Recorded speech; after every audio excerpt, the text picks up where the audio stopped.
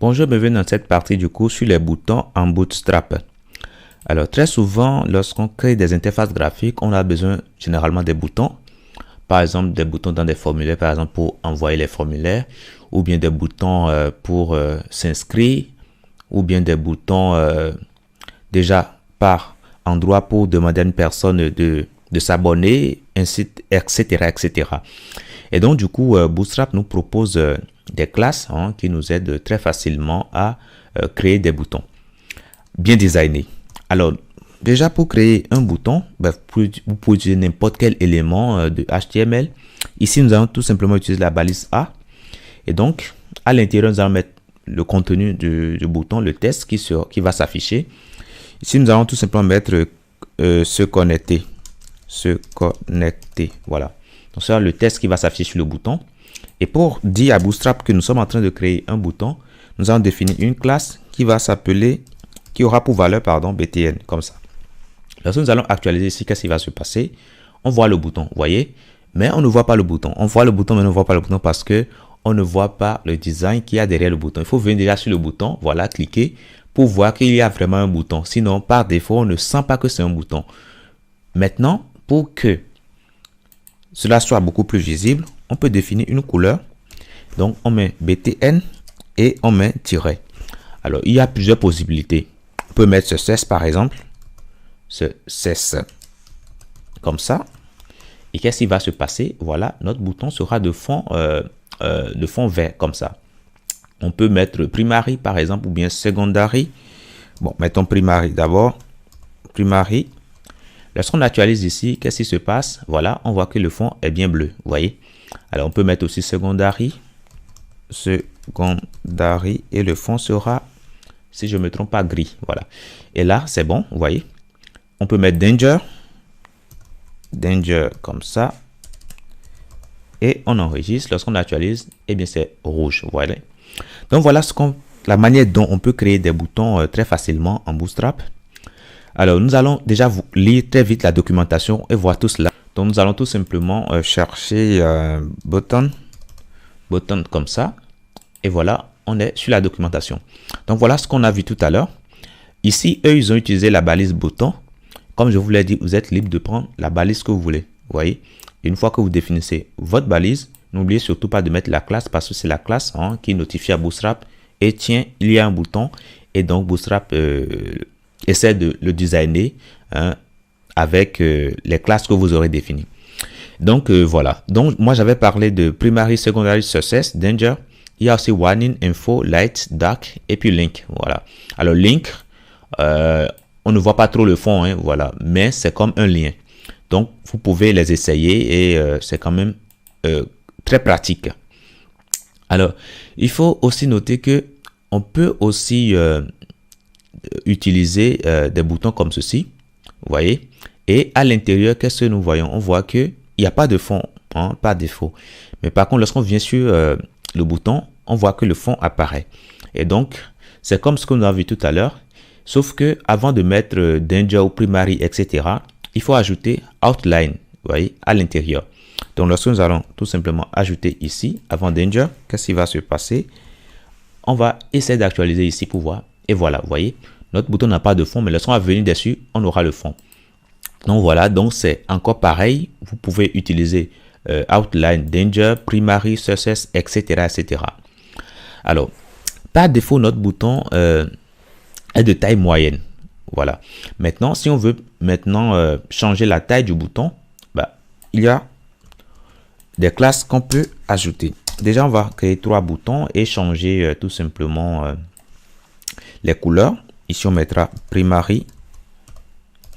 Primary, ici, on mettra secondary. Comme ça. Voilà. Alors, nous allons actualiser ici. Et voilà, on a bien nos boutons. Alors, donc, je dirais que par défaut, les boutons sont de taille moyenne. Maintenant, si on veut que le bouton soit de taille très grande, par exemple, on utilise btn-lg.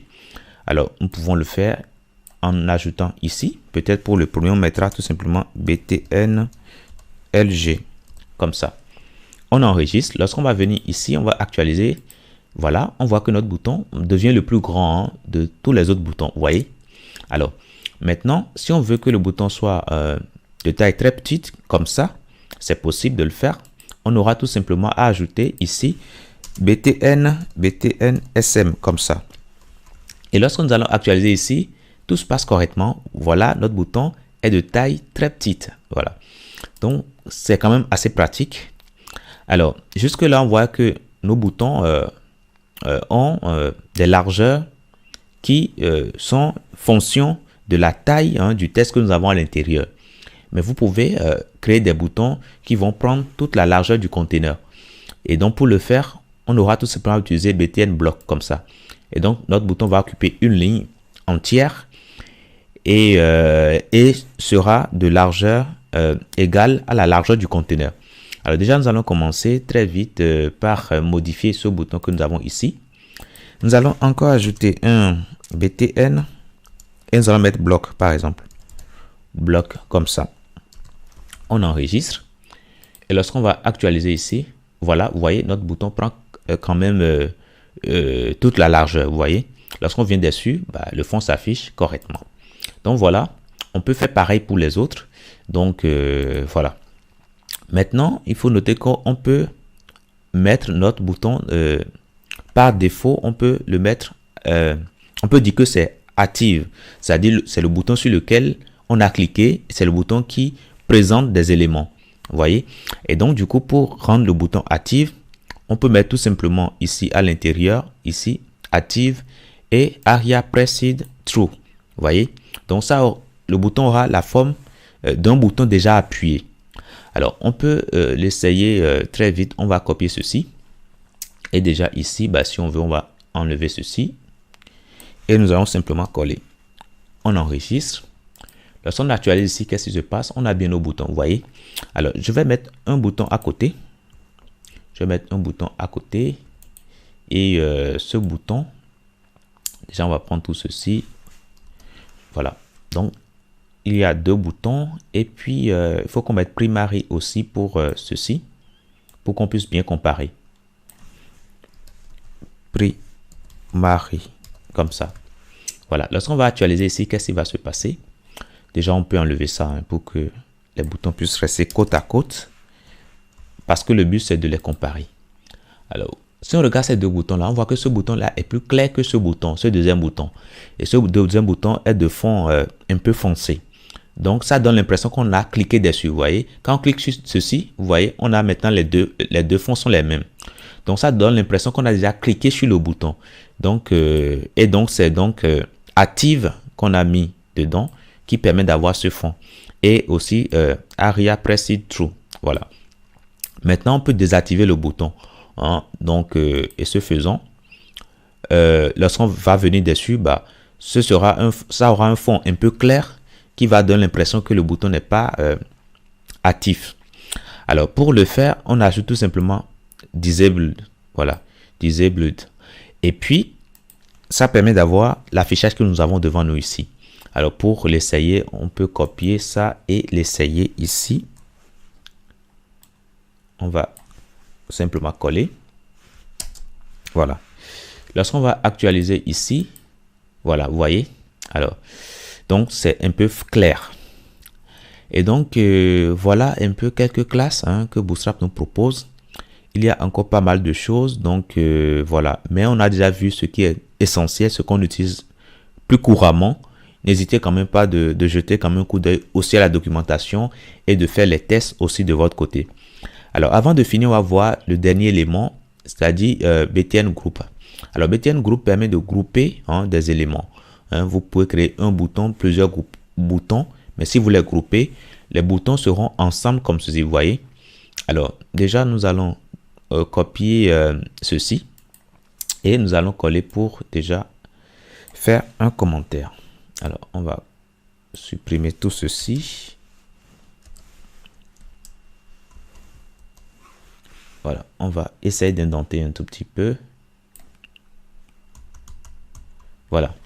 Donc, du coup, on crée le bouton, voilà. Et puis, on met BTN Group.